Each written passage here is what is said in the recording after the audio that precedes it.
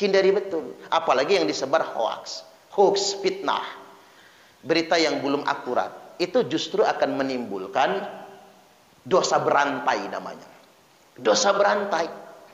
Makanya ada seorang santri, saya lupa, saya pernah baca saja, mungkin kita pernah baca itu, diviralkan di grup WhatsApp itu ya. Ada seorang santri nanya ke kiainya, mengapa kita itu tidak boleh fitnah, tidak boleh menyebar berita bohong. Maka diambilnya kemoceng itu. Kamu jalan dari sini ke sana, dari sungai, dari rumah ke sungai, kan begitu. Sepanjang jalan ke sungai, kamu lepas satu persatu apa bulu ayamnya itu. Lepas satu persatu bulu ayamnya, terus sampai habis sampai ke sungai. Begitu sampai ke sungai, kamu balik lagi, bulu yang sudah kamu lepas itu kamu kumpuli kembali. Begitu dikumpulin kembali Pak, mungkin gak nyampe 1% yang berhasil dia kumpulkan. Begitu dia datang sama gurunya, guru cuma dapat dikit, yang lain kemana yang sudah kamu lepas? Gak tahu, dari terbangkan angin. Itulah berita bohong, itulah fitnah. Kalau fitnah sudah keluar dari lisan, kabar bohong sudah kamu sebarkan, begitu dia nyebar kemana-mana, walaupun kamu berusaha untuk memperbaikinya, hanya sedikit hasilnya. Itu dosanya luar biasa itu Pak. Makanya jangan sekali-kali menyebarkan berita bohong itu. Saya ambil contoh sederhana, yang di Lampung sajalah, kasus penusukan Syekh Ali Jaber. Al-Maghfurlah, mudah-mudahan beliau ditempatkan di surganya Allah Ta'ala. Allahumma amin.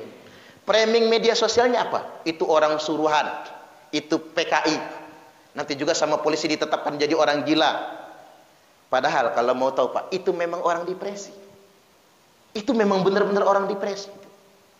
Makanya Syekh Ali Jaber sebelum wafat meninggal dunia, bikin surat wasiat. Apa surat wasiatnya? Mohon kepada majelis hakim, tersangka dibebaskan. Kalaupun tidak divonis bebas, hukumlah yang seringan-ringannya.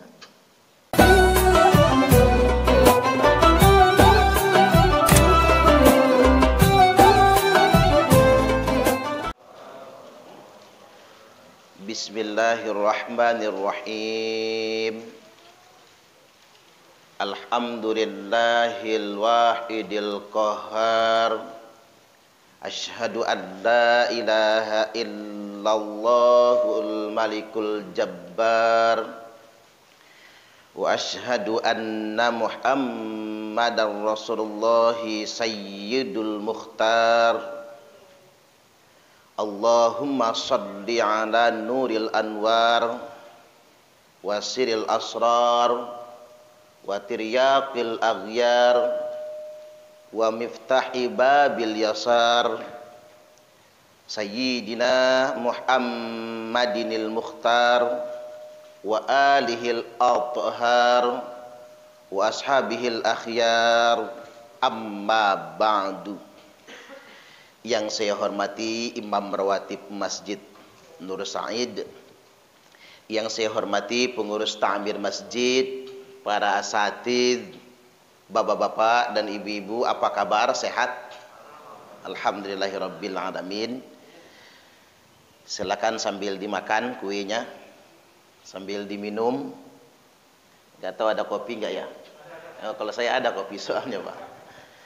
Baik, pada kesempatan kali ini kita akan mulai dari sabda Nabi sallallahu alaihi wasallam, su'ila an aktsari ma yudkhilun nasal jannah. Telah ditanya Nabi sallallahu alaihi wasallam tentang perkara yang paling banyak memasukkan manusia ke dalam surga. An aktsari, perkara ini yang paling banyak. Jadi faktor yang paling banyak mendorong manusia untuk masuk surga. Yakni beliau menjawab, taqwallah wa husnul khuluq. Takwa kepada Allah dan akhlak yang baik. Ini dua faktor utama yang paling banyak memasukkan manusia ke dalam surga.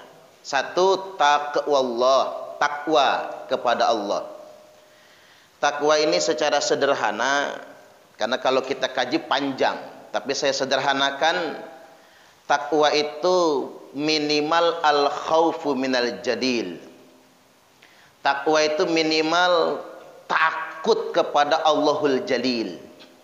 Ini modal takut, Pak. Karena kalau kita sudah punya rasa takut dengan Allah, takut dalam artian positif, punya rasa takut kepada Allah, maka itulah orang yang bertakwa. Karena manusia itu banyak yang gak takut sama Allah. Betapa banyak PNS lebih takut pensiun daripada takut dengan Allah. Ya Pak ya kira-kira.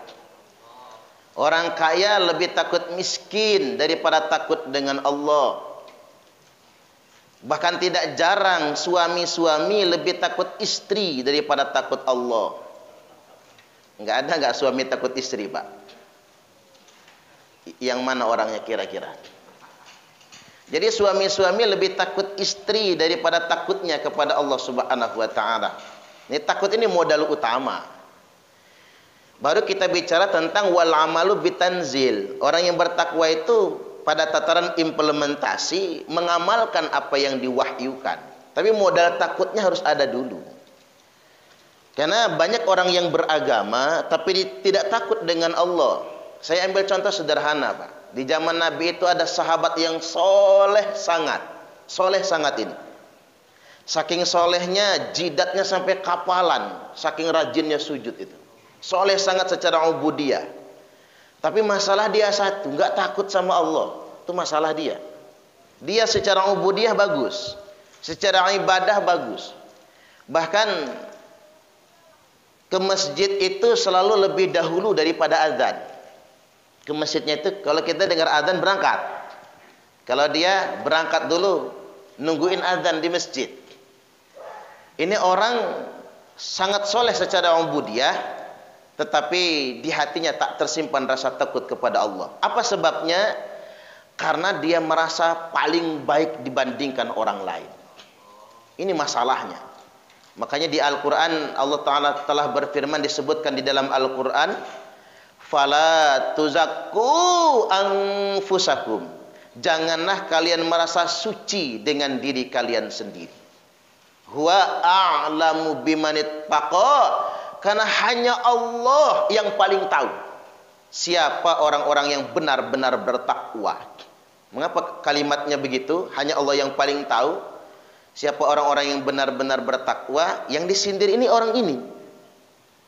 Memang ini terkait dengan umat-umat terdahulu, tapi yang disindir orang ini sebetulnya. Ada orang yang secara ubudiyah, kualitas dan kuantitas ibadah melampaui orang pada umumnya, tapi di hatinya tidak ada takwa, tidak ada takut dengan Allah. Nama orang ini siapa? Dzul Khuwaisirah. Dzul Khuwaisirah ini karena dia merasa lebih baik dari orang lain, bahkan dia merasa lebih baik dari Nabi sallallahu alaihi wasallam. Sampai-sampai ketika Nabi sedang membagi ghanimah, dia interupsi, "Ya Muhammad, i'dil." Wahai Muhammad, berbuat adillah. Luar biasa, Pak.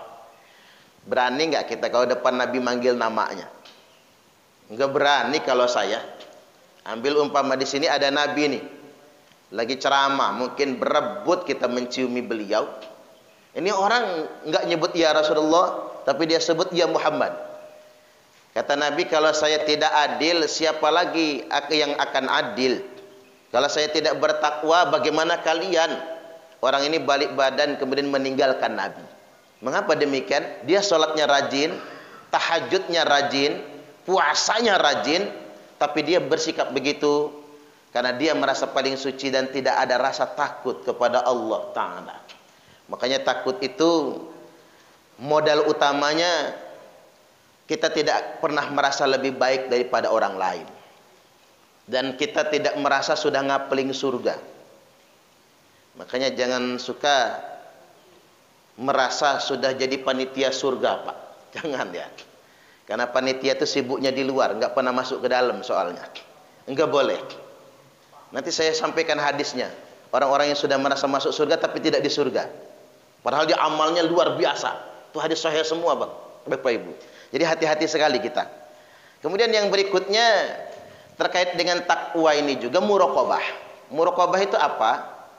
Selalu sadar bahwasanya dia diawasi oleh Allah Subhanahu wa taala. Itu takwa namanya. Jadi dalam bahasa sederhananya muraqabah. Innallaha khabirum bima ta'malun. Sesungguhnya Allah mengawasi apapun yang kalian kerjakan. Kalau kita sudah sampai pada tingkatan itu minimal kita sudah memiliki modal takwa. Ini yang pertama. Yang kedua yang paling banyak memasukkan manusia ke dalam surga itu husnul khuluq, akhlak yang baik. Kalau takwa itu bicara tentang hablum minallah, tapi kalau akhlak bicara tentang hablum minan nas. Nabi bersabda, akmalul mu'minina imanan ahsanuhum khuluqa. Orang mukmin yang paling baik imannya adalah yang paling bagus akhlaknya. Jadi standarnya perilaku, cara dia bergaul dengan sesama, mulai dari tutur kata dan cara bersikapnya. Wa khiyarukum linisaihim khuluqa. Dan orang yang terpilih di antara kalian semua, orang mukmin yang paling sempurna imannya, yang paling baik akhlaknya. Nah, orang yang paling baik akhlaknya, yang paling terpilih, lebih mengerucut lagi, khiyarukum linisaihim khuluqa, adalah yang paling berakhlak dengan istrinya. Tuh kan Pak. Kita ulang lagi ya. Orang mukmin yang paling sempurna imannya, yang paling berakhlak. Jadi walaupun kita pakai jubah nyengser di tanah, umpama ini Pak, walaupun kita pakai imamah tapi tidak ada akhlak, dia belum baik imannya. Karena akhlak standarnya itu.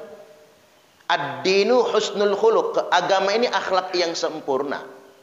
Makanya membawa agama ini harus dengan akhlak. Kalau tidak dengan akhlak jadi fitnah nantinya. Innallaha jamilun yuhibbul jamal.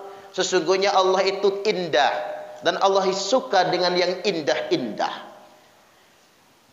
Makanya ada perkataan orang bijak begini, Islam itu indah. Saking indahnya, setiap orang yang melihatnya ingin sekali memasukinya. Tapi sayang, kelakuan orang Islam enggak indah. Sehingga Islam tidak tampak indah. Kalau kata Habib Nurmagomedov, ini tinju UFC ini Pak. Kata Habib Nurmagomedov, orang tidak mengenal agamamu dengan membaca Al-Quran, tapi orang mengenali agamamu dengan melihat perilakumu, kata beliau. Maka perbagusi perilakumu, perindah akhlakmu, sehingga orang akan melihat agamamu itu indah. Ini luar biasa ini perkataan Habib Nurmagomedov. Nah ternyata dari yang paling baik imannya, yang paling baik akhlaknya itu ada yang lebih baik lagi. Paling baik lagi. Siapa itu? Ahsanuhum linisaihim khuluqa. Salah seorang di antara kalian yang paling baik sama istrinya. Luar biasa. Ternyata akhlak itu diukur dari orang terdekat. Karena begini Pak, kalau kita ramah dengan orang lain itu mah wajar. Saya ramah sama jamaah wajar. Tukang ceramah, penceramah cemberut aja misalnya ya Pak, enggak ramah, males orang undangnya. Pedagang ramah sama pembeli wajar dong. Buka warung enggak ramah, enggak mau beli, orang kapok. Caleg ramah sama konstituen, ya wajar dong minta dipilih. Kalau enggak ramah, siapa yang memilih dia? Males. Makanya caleg itu dermawan-dermawan Pak, nyumbang karpet masjid. Begitu habis pemilihan disita kembali karpetnya itu. Dermawannya musiman gitu. Wajar dia beramah, buka kaca mobil kan begitu. Begitu sudah terpilih nutup terus kaca mobilnya. Tapi kalau seorang suami ramah dengan istri, ini luar biasa.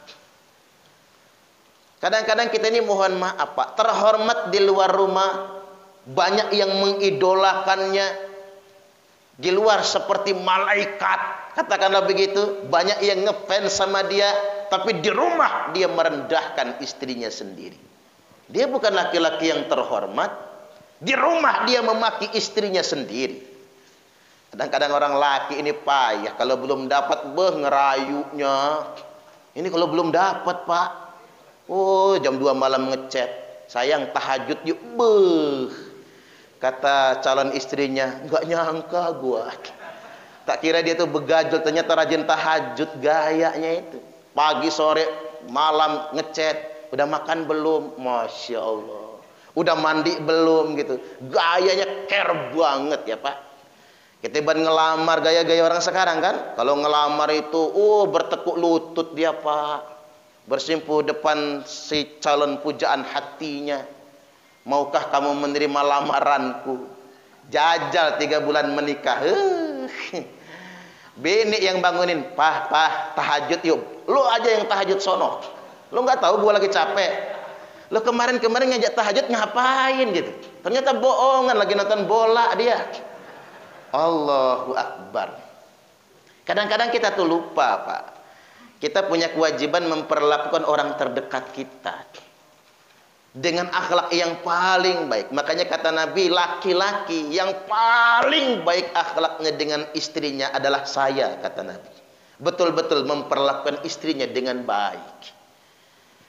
Makanya kalau bapak-bapak ramah, mama capek kerja, iya Pak. Capek nyuci, iya mama. Capek mama nyuci. Papa capek mama masak. Itu kan kewajiban papa mama. Tapi karena papa merintah mama taat sama papa doakan mama masuk surga.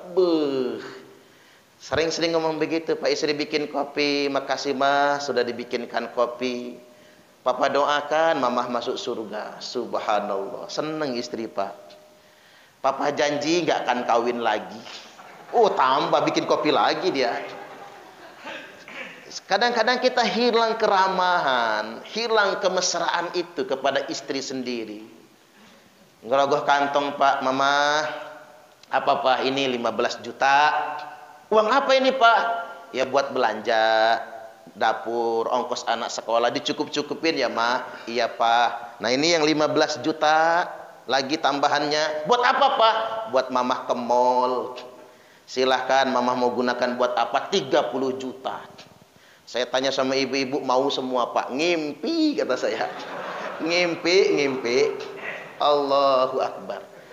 Artinya nggak apa-apa Pak, itu bagian dari akhlak yang baik. Kalau kita memang mampu gitu, berikan yang terbaik. Karena itu ukuran orang yang bertakwa, ukuran orang yang ahli surga, paling berakhlak dengan istrinya, lalu anak-anaknya, lalu kedua orang tuanya. Tapi yang jelas ridha Allah fi ridhal walidain, ridha Allah ada pada ridha kedua orang tua. Ini poin pertama. Poin yang berikutnya, wasuila an aktarib ma yudkhilun nasan nar. Nabi juga ditanya yang kebalikannya, perkara yang paling banyak memasukkan manusia ke dalam neraka. Perkara yang paling banyak memasukkan manusia ke dalam neraka itu kata Nabi al-famu. Nomor 1 itu ini nih Pak, cangkem ini. Ini yang paling banyak memasukkan manusia ke dalam neraka. Hati-hati sama mulut. Allah belum marah gara-gara kelakuan kita, tapi boleh jadi Allah marah gara-gara perbuatan kita, gara-gara perkataan kita maksud saya. Innal abda la yatakallamu bil kalimah miridwanillahi ta'ala. Sesungguhnya ada seorang hamba yang dia hanya berkata dengan bil kalimah, satu kata, miridwanillahi ta'ala, tapi dengan satu kata itu menjadi bagian keridhaan Allah subhanahu wa ta'ala. Dengan satu kata Allah ridho.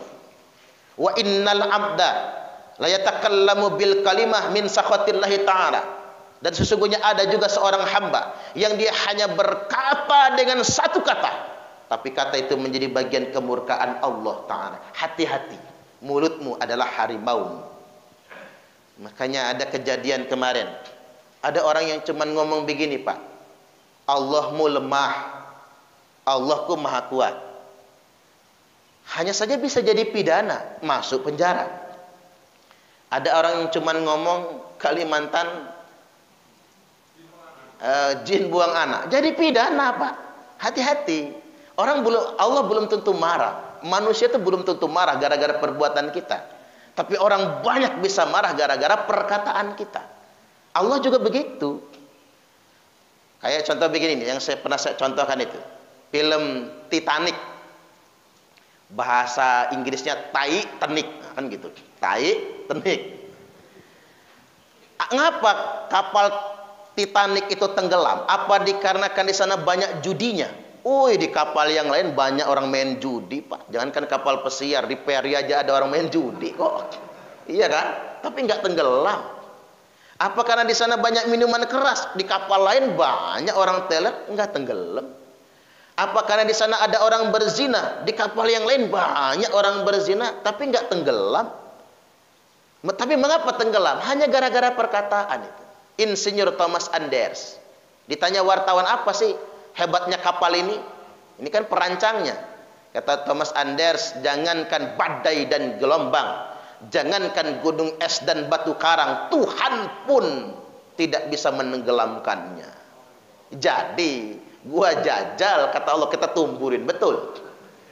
Jadi hati-hati betul dengan mulut itu. Ada kejadian di Indonesia beberapa setahun 2 tahun yang lalu, belum lama lah. Ada cewek dilamar cowok. Cowoknya ngelamar, pengen menjadikan dia sebagai istri. Apa kata cewek itu? Jangankan elo, malaikat aja gua tolak, kata dia. Masya Allah. Jangankan elo yang ngelamar, malaikat aja gua tolak.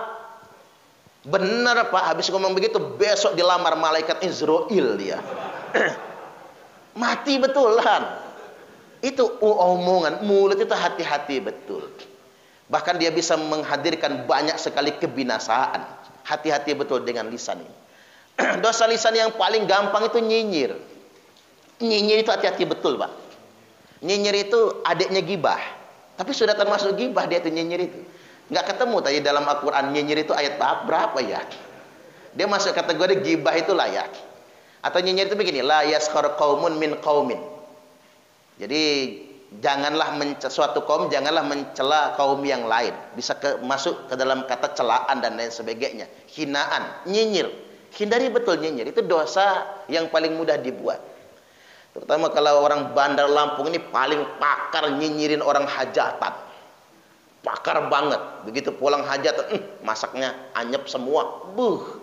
Mentang-mentang catering dia nggak dipakai, anyep semua.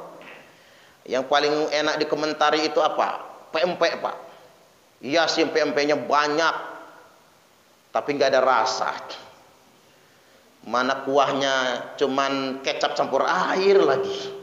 Komentarnya begitu. Akhirnya kita mikir kan, waduh, percuma nih pesan PMP yang banyak tapi kurang bagus rasanya. Pesan PMP yang enak. Sudah dipesankan PMP yang enak biar nggak ada omongan. Begitu hajatan berikutnya masih ada omongan. Ya sih, PMP-nya enak, cuman setengah jam udah habis. Dasar yang hajatan pelit. Allahu Akbar. Gayanya rumah di Villa Citra. Nambah lagi tuh, Pak. Akhirnya yang hajatan mikir kan, dengar tetangga di rumah, berarti kalau kita hajatan PMP-nya jangan dikit, mah. Nanti gak enak diomong orang, pesan PMP yang banyak, bermerek langsung dari Palembang. Dihidangkan dalam pondokan-pondokan, dari pagi sampai sore nggak habis-habis. Yasin PMP-nya enak, cukanya mantap, banyak nggak habis-habis. Tapi yang nungguin pondokannya itu loh, matanya melotot aja, kayak nggak ikhlas kalau diambil. Coba apa sih yang nggak bisa diomong di dunia ini, Pak? Ini dosa nyinyir ini. Ini udah tabungan dosa tuh. Habis nyinyir itu ingat ghibah. Hati-hati dengan ghibah. Nah, ghibah ini sudah apa tuh ghibah? Membicarakan aib orang lain yang sesuai dengan faktanya. Itu namanya ghibah.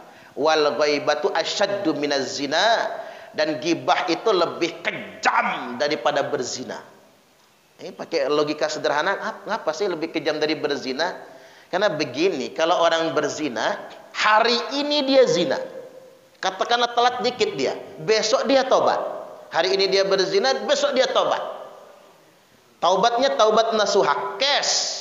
Langsung diterima taubatnya oleh Allah Ta'ala. Tapi jangan dicobain ya Pak.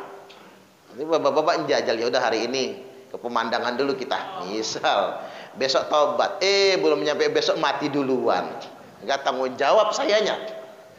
Tapi kalau orang berghibah, hari ini dia ghibah, besok dia tobat.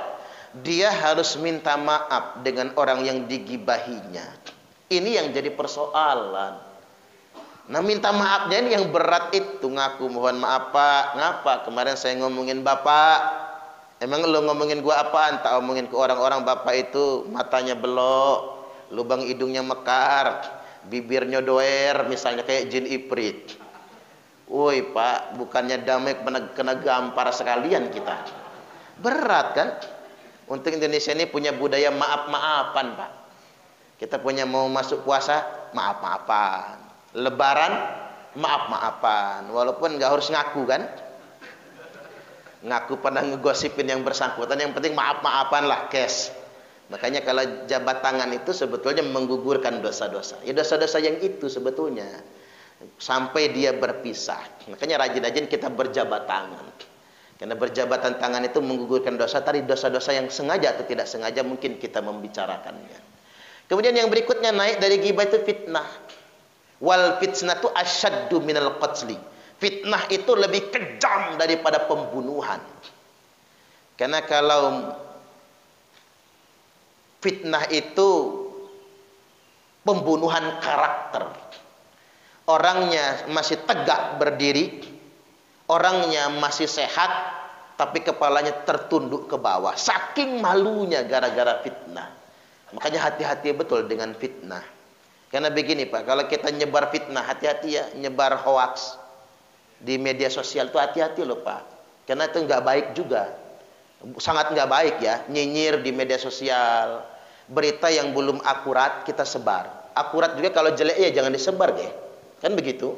Berita-berita buruk, apalagi yang kontennya memanas-manasi. Saya sering ingatkan di grup-grup WhatsApp masjid itu. Kata saya ini grup masjid, bukan grup diskusi politik gitu.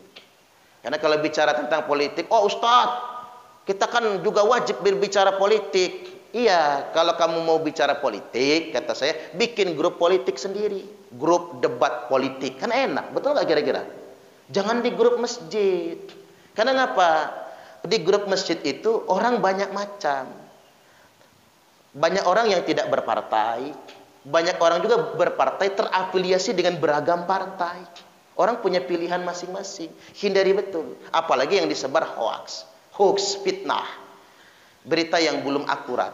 Itu justru akan menimbulkan dosa berantai namanya. Dosa berantai. Makanya ada seorang santri, saya lupa. Saya pernah baca saja. Mungkin kita pernah baca itu diviralkan di grup WhatsApp itu ya. Ada seorang santri nanya ke kiainya. Mengapa kita itu tidak boleh fitnah, tidak boleh menyebar berita bohong? Maka diambilnya kemoceng itu. Kamu jalan dari sini ke sana, dari sungai, dari rumah ke sungai, kan begitu? Sepanjang jalan sungai, kamu lepas satu persatu apa bulu ayamnya itu, lepas satu persatu bulu ayamnya, terus sampai habis, sampai ke sungai. Begitu sampai ke sungai, kamu balik lagi. Bulu yang sudah kamu lepas itu kamu kumpuli kembali. Begitu dikumpulin kembali Pak, mungkin gak nyampe 1% yang berhasil dia kumpulkan. Begitu dia datang sama gurunya, guru cuma dapat dikit. Yang lain kemana yang sudah kamu lepas? Gak tahu, dari terbangkan angin. Itulah berita bohong. Itulah fitnah. Kalau fitnah sudah keluar dari lisanmu, kabar bohong sudah kamu sebarkan, begitu dia nyebar kemana-mana, walaupun kamu berusaha untuk memperbaikinya, hanya sedikit hasilnya. Itu dosanya luar biasa itu Pak. Makanya jangan sekali-kali menyebarkan berita bohong itu. Saya ambil contoh sederhana. Yang di Lampung sajalah. Kasus penusukan Syekh Ali Jaber. Al-Maghfur lah. Mudah-mudahan beliau ditempatkan di surganya Allah Ta'ala. Allahumma amin. Framing media sosialnya apa? Itu orang suruhan, itu PKI. Nanti juga sama polisi ditetapkan jadi orang gila. Padahal kalau mau tahu Pak, itu memang orang depresi. Itu memang benar-benar orang depresi. Makanya Syekh Ali Jaber sebelum wafat meninggal dunia bikin surat wasiat. Bikin surat wasiat. Apa surat wasiatnya? Mohon kepada majelis hakim tersangka dibebaskan. Kalaupun tidak divonis bebas, hukumlah yang seringan-ringannya. Jadi itu, tapi apa? Karena sudah menyebar kemana-mana. Dan orang ini Pak, salahnya orang tuanya. Kan ini orang depresi karena konflik rumah tangga. Konflik rumah tangga, dia nggak tahu kalau ibunya sudah bercerai sama bapaknya. Suatu hari dia melihat ibunya itu di Facebook sama laki-laki lain. Ya ngamuk dia Pak. Ternyata sudah bercerai sama bapaknya dan itu memang suami ibunya, suami yang baru. Belum lagi dia baru menikah, beban ekonomi yang sangat berat. Dan si tersangka ini memang penggemar beratnya Syekh Ali Jaber. Penggemar berat. Nah, di masa depresi itu tiap hari dia tuh muter video si Ali Jaber. Tiap hari Pak, di YouTube itu. Makanya orang ngomong kan, kok bisa orang depresi internetan? Kalau bapak-bapak mau tahu, banyak pengguna internet itu depresi sekarang. Banyak sekali. Bahkan sampai tingkatan gila. Saya ketemu sama pengguna internet yang ngaku Imam Mahdi sekarang. Udah S2 Pak di UIN Raden Intahan. Master Pak, nggak tanggung-tanggung, MAG. Tapi dia stres. Tiap hari saya tanya ibunya, Bu, ngapa dia tuh tiap hari internetan aja Ustaz? Ayat dia banyak yang hafal, hadis dia banyak yang hafal. Ibunya awalnya senang, wah anak saya ini bakal jadi kiai ini kayaknya, hafal semua. Ujung-ujungnya, ibu, saya adalah Imam Mahdi. Nah, gila dia. Itu depresi, Pak. Itu depresi. Nah, mengapa si tersangka tidak divonis bebas oleh hakim? Karena mengapa? Framing sudah terlanjur nyebar. Sedemikian rupa. Mending mengorbankan satu orang stres, ya, mengorbankan satu orang stres, dipenjarakan, daripada dia dibebaskan, tapi masyarakat se-Indonesia mengecam polisi, mengecam jaksa, mengecam hakim telah membebaskan penganiaya ulama. Karena cenderungan begitu. Makanya hati-hati betul kita itu. Hati-hati betul. Kalau kita nggak berkompeten terhadap perkara itu, nggak perlu menyebarkannya. Karena ketika sudah fitnahnya sudah nggak bisa diperbaiki lagi. Kalaupun bisa diperbaiki, ya itu tadi. Si tersangka tadi tetap terpaksa divonis bebas. Dan saya ketemu langsung sama pengacaranya loh Pak. Pengacaranya ini Bang Ardiansah, CEO Radar Lampung. Saya percaya betul beliau tidak akan memonopolisi kasus. Percaya betul.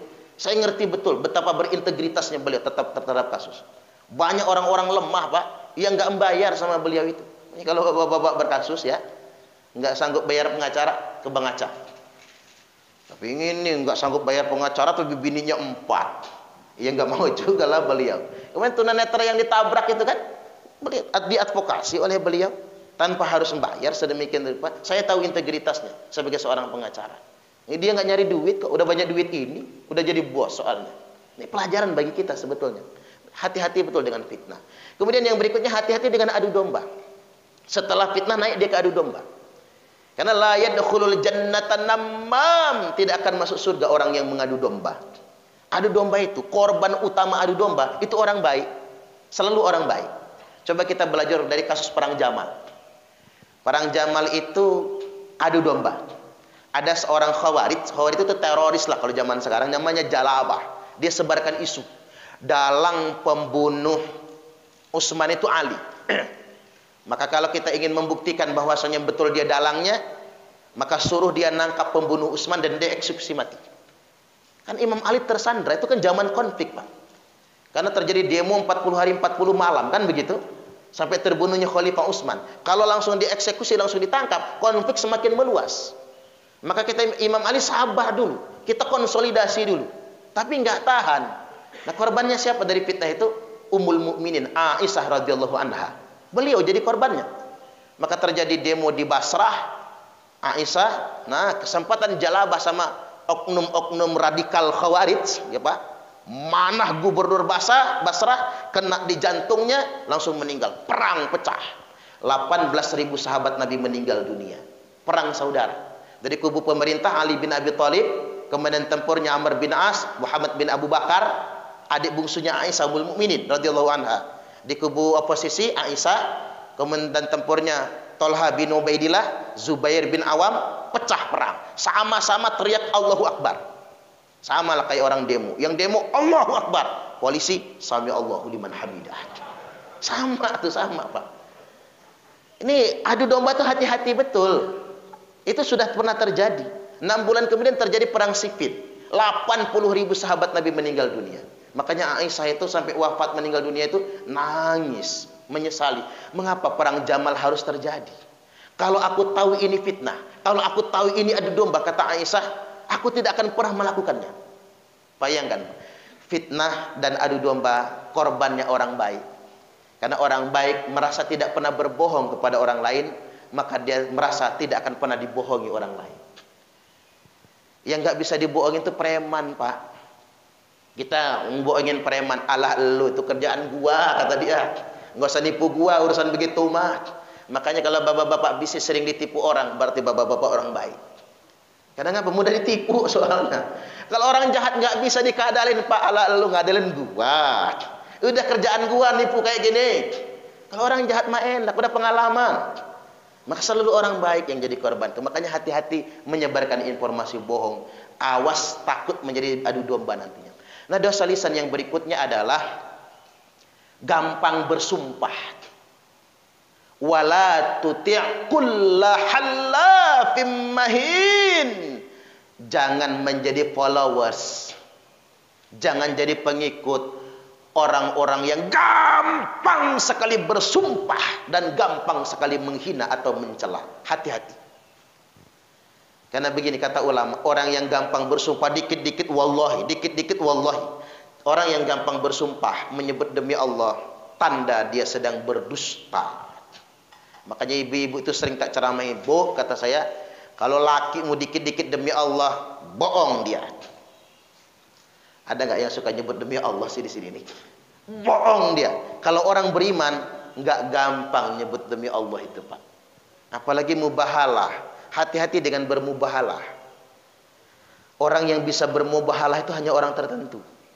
Kalau kelas kita bukan kelas Nabi, jangan bermubahalah. Orang yang suka bermubahalah itu tanda dia nggak punya rasa takut dengan Allah Ta'ala. Yang dikit-dikit mubahalah, dikit-dikit mubahalah. Hati-hati dengan mubahalah. Itu nggak gampang. Karena itu melibatkan anak keturunan soalnya. Jangan macam-macam. Jangan macam-macam, Pak. Kita zolim nanti kepada anak keturunan kita.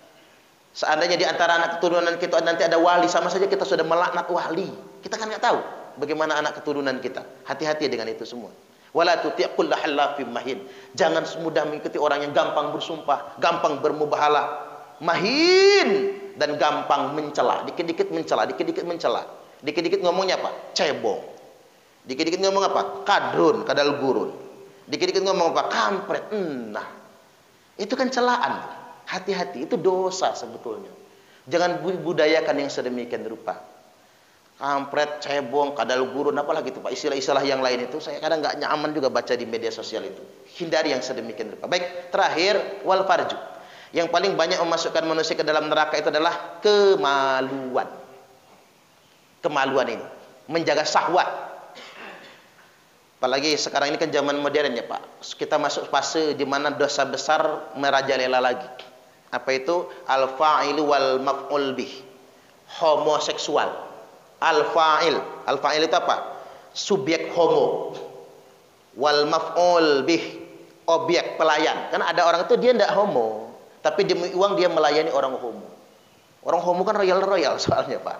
Dia tidak lesbi, tapi demi uang dia melayani orang lesbi. Jadi atau termasuk biseksual ya.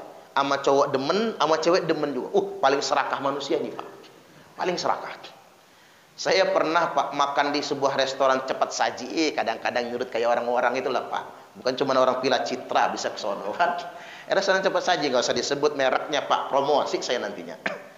Jadi begitu makan di situ ada 8 pasang, 16 orang. Bukan cowok cewek, cowok semua. Pakai celana jin berwarna putih, putih-putih dia. Seragam, baju putih juga. Jadi gandengan, ganteng-ganteng putih-putih. Saya langsung mikir, mubazir betul pekakas itu ya. Mubazir betul. Orangnya ganteng, bersih-bersih. Mukanya juga bukan, nggak akrab sama face orang Lampung ya Pak. Nggak akrab dengan face orang di kita. Mungkin orang jauh gitu ya. Cuman mungkin dia lagi wisata di Lampung mungkin kan. Makan di situ mungkin. Nggak ini, saya nggak begitu. Face-nya itu nggak khas karakter di wilayah kita tentunya, bukan orang kita. Tapi menurut saya itulah yang dikhawatirkan oleh Nabi. Kemudian yang berikutnya, wanakihu biyadih, orang yang menikahi tangannya sendiri. Mungkin bisa menabung dosa. Menikahi tangan itu apa? Masturbasi, suka onani. Ini tapi saya ingin jelaskan penegasannya. Orang yang memilih tidak nikah tapi milih onani. Ngapa bang? Udah tua belum nikah. Ah repot nikah mah, bebannya banyak. Pakai tangan aja udah kelar. Nah ini Pak maksudnya ya. Pakai tangan udah kelar. Habis bang sabunnya, nggak apa-apa murah ini kata dia. Astagfirullah. Jadi memilih nikah, memilih tidak menghindari menikah, kemudian dia masturbasi. Tapi masturbasi kalau tujuannya menghindari zina masih boleh Pak. Masturbasi. Ngapa kamu masturbasi? Aduh, bini gua merantau ke Arab. Udah 5 tahun gak pulang-pulang misalnya. Daripada gua berzina, nikah lagi belum sanggup misalnya ya Pak ya. Untuk menghindari zina masih dimakfukan bahasa agamanya. Kemudian yang berikutnya, wanakihul mar'ata min duburiha. Orang yang menggauli istrinya dari duburnya. Wanakihul mar'ah min duburiha. Orang yang menggauli istri dari duburnya. Sodomi ya. Itu termasuk dosa besar yang Allah sangat membencinya. Kemudian yang berikutnya, wanakihul mar'ah wa bintiha. Orang yang menggauli istrinya sekaligus anak tirinya juga. Anaknya istri itu. Jadi apa namanya? Robibah, anak tiri. Maknya diembat, anaknya diembat juga. Masih boleh menikahi anak tiri itu kalau belum dukhul sama emaknya. Emaknya dicerai tapi belum dukhul. Belum dicicip maksudnya Pak. Kemudian ke anak tirinya. Tapi kalau dia sudah dicicip ibunya selamanya menjadi mahram. Ini kayak gini nih. Mantu sama mertua. Itu selamanya jadi mahram walaupun anaknya bercerai. Dia tetap mahram, tidak boleh menikah. Jangan sampai begini, Ustaz. Ngapa anak saya laki meninggal? Terus Pak, mantu saya janda. Iya tahu, mantu Bapak janda. Enggak boleh enggak saya turun ranjang? Enak aja kata saya. Enggak bisa turun ranjang. Mertua sama mantu itu mahram abadi, tidak boleh dianya selamanya tidak boleh menikah. Hati-hati yang sedemikian rupa. Kemudian yang berikutnya wanakihul bahibah, orang yang menggauli binatang. Itu juga dosa besar Pak. Nah ini dosa-dosa yang banyak dikerjakan oleh orang-orang zaman modern ya Pak. Walaupun di Indonesia belum banyak betul ya. Tapi ya kita harus LGBT itu ya kita dong yang harus memeranginya. Kita yang harus masif. Para pencara, para kiai, orang tua harus waspada dengan pergaulan anak-anaknya. Baik, sampai di sini dulu kita buka tanya jawab. Saya persilakan. Boleh isyraq itu mundur dikit enggak apa-apa, Pak. Silakan.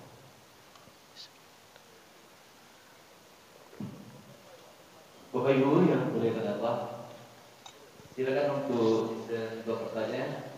Itu masih ada lebih kurang 5 menit lagi. Silakan Pak untuk pertanyaan. Di luar materi silakan. Dari kanan ada. Tanya coba. Ibu-ibu yang samping mau bertanya silakan. Ya, silakan.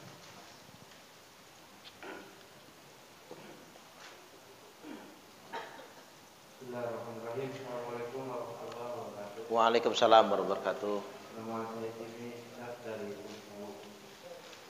Mau tanya tadi yang masalah tentang hibah gitu, karena hampir sering lah kita ngomong orang baik itu secara salah gitu. Tapi cara minta maafnya iya gimana? Karena kalau ngomong langsung tapi kena gampang. Jadi kalau nggak minta maaf itu udah kebawa sampai kita gitu. Ya. Gimana Pak? Ya. Assalamualaikum warahmatullahi wabarakatuh. Ya kita memang kultur di Indonesia ini memang pakai ya. Jadi serba nggak enak. Nah, karena faktor kultur begini, cara minta maafnya gimana? Pertama, datang langsung. Ya bawa buah tapi ya. Sama roti ya, bawa roti gitu kan. Ya silaturahim, ya ngobrol-ngobrol, kalau ada salah minta maaf, gitu aja sudah. Pas mau pulang, iyalah, wah dia dibawain roti langsung jembar, oi, gusinya aja kelihatan kalau ketawa, kan gitu ya. Enggak apa-apa, enggak usah nyebut beneran, enggak apa-apa. Ini kayaknya budaya di kita justru kalau kita jujur, dia malah nggak mau maafin nantinya.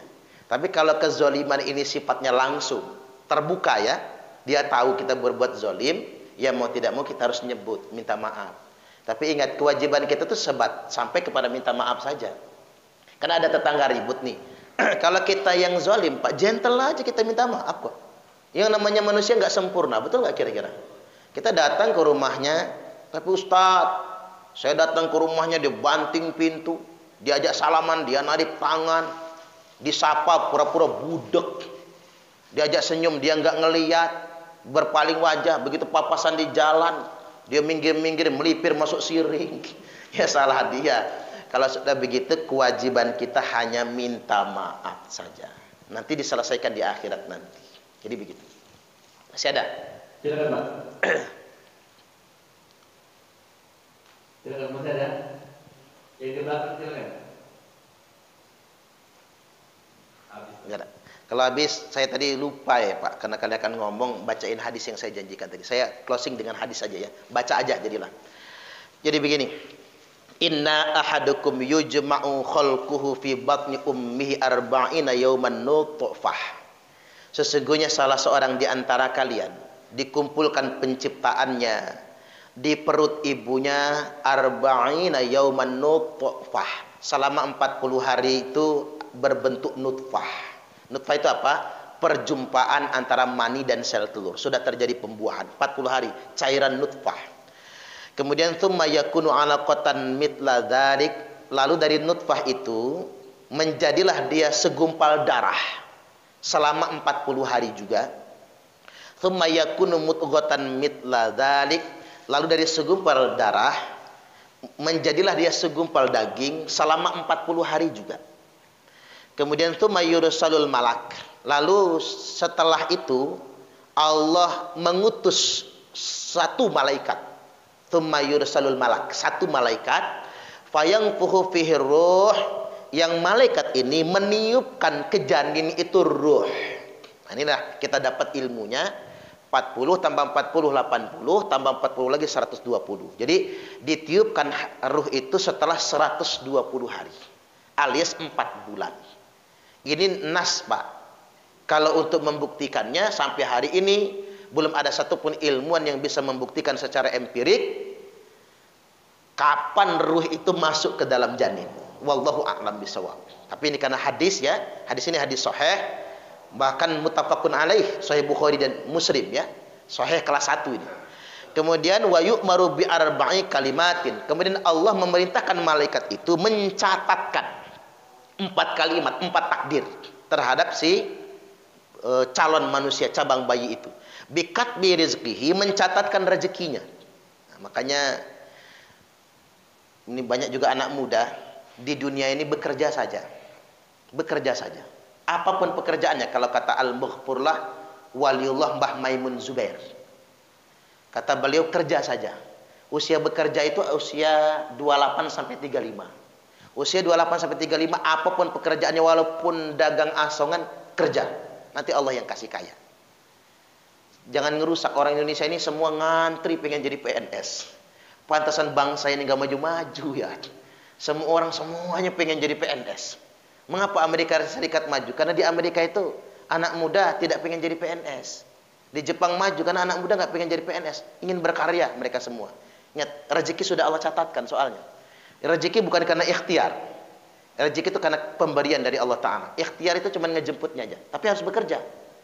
Kemudian yang berikutnya wa ajali, ajal sudah ditentukan. Ini ajal kita ini sudah ditentukan oleh Allah Subhanahu wa Ta'ala. Nggak bisa ditolak. Usia ajal itu kata Mbah Maimun Zubair 56 sampai 63. 56 sampai 63. Maka bapak-bapak yang 56 sampai 63 siap-siap. Yakinlah itu usia kematian soalnya. Nah kalau 63 kelewat malah enak Pak, kelewat sudah. Udah kelewat, udah 63 ke atas itu santai. Karena ngapa? Malaikat Israel sudah males soalnya. Ini udah apkiran, nggak masuk hitungan gitu. Makanya kalau umur udah 70 80 itu Pak tua terus saja bisa lanjut sampai 100 tahun tuh. Sampai dia berdoa sendiri, ya Allah matikan saya. Baru mati dia. Setelah minta mati, ngapa pengen mati?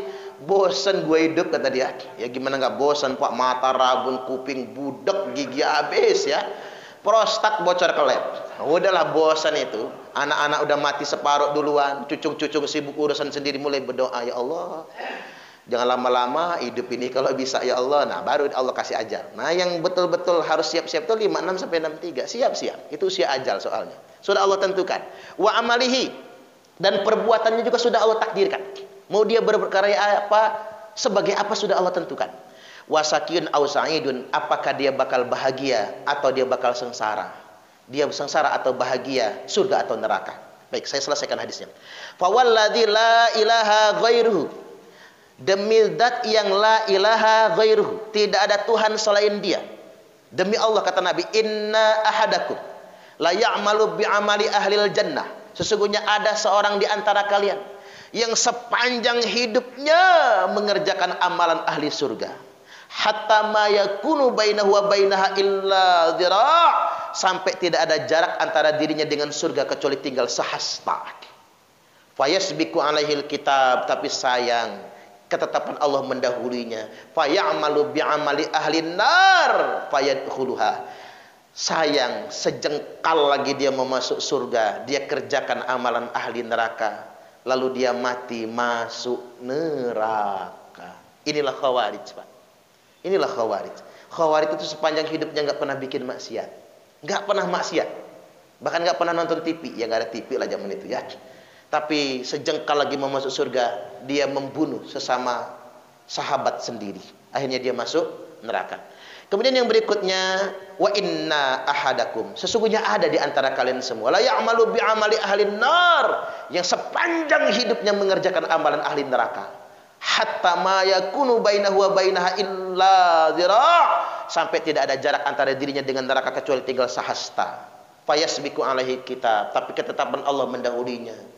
Fayamalu bi'amali ahli nar, fayamalu bi'amali ahli jannah, dia mengerjakan amalan ahli surga. Sejengkal lagi dia mau masuk neraka, dia kerjakan amalan ahli surga, lalu dia mati masuk surga. Fayadkhuluha.